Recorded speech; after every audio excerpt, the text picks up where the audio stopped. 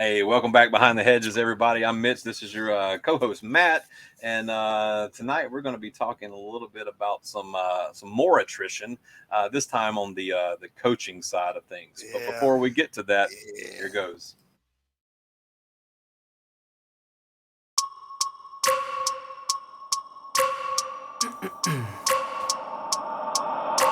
I wake up every minute with the fever dreams. I push my mind to a limit where it needs to feed. I work blind, got vision I don't need to see. I'm picking mind over matter, I believe in me. It's bad when I have to like make notes of all the names of the coaches that were leaving and who's coming in and where they're going and all this kind of stuff. And I typically in the past we're like, oh yeah, we lost the coordinator and then we replaced him with this guy, and then that's all you have to remember.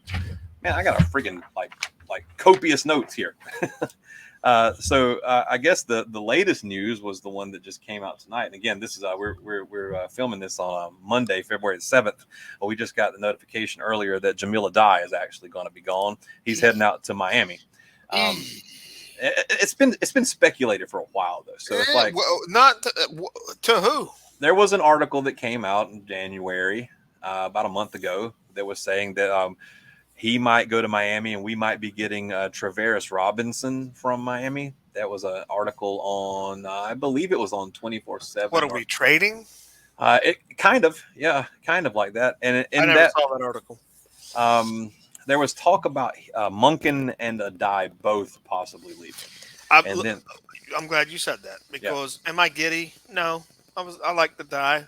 The world's not ending. I'm not ready to flip tables. If you had texted me tonight and said Trey Scott or Glenn Schumann or Todd Monken or Will Muschamp were leaving, now I'm ready to flip a table.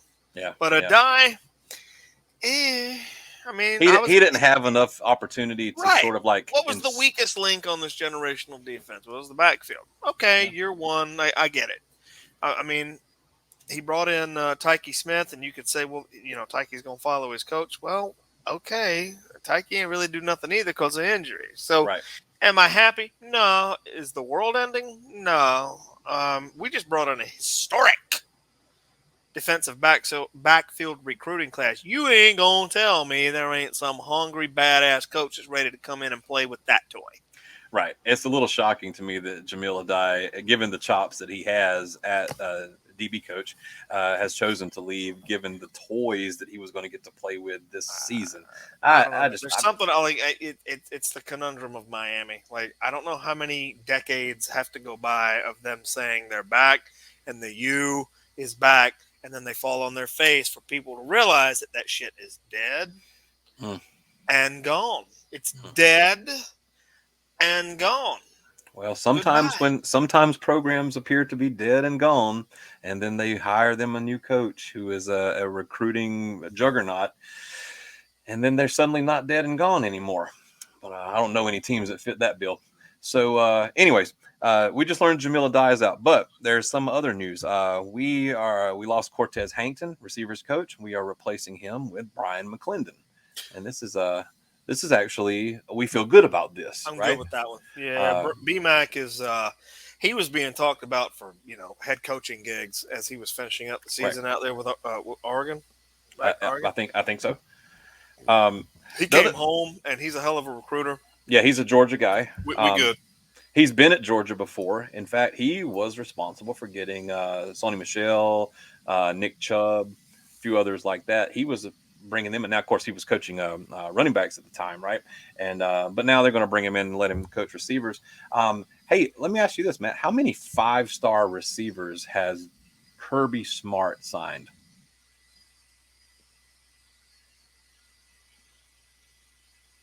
Just the one. George Pickens. Before that, it was Marlon Brown. So yeah, Kirby Smart's brought in one. Yeah, so we're loading up 5 stars all over the field, except for the receiver room. What's going on there? So is Cortez Hankton? Maybe we got some questions to ask of him. I don't know.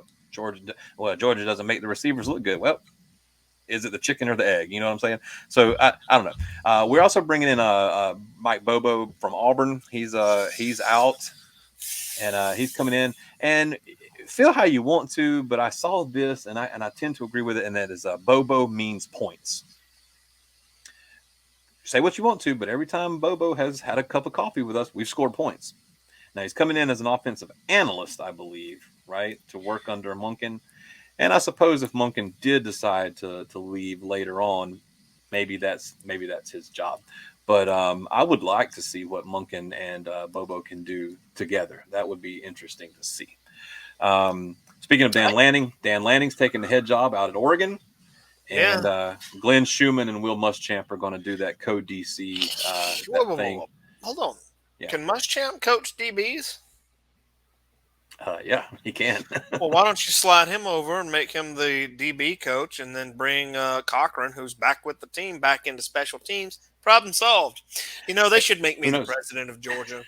Who knows? I mean, that kind of thing could happen. Yeah, you're right. I think I could make some good decisions, really take the program to the next level.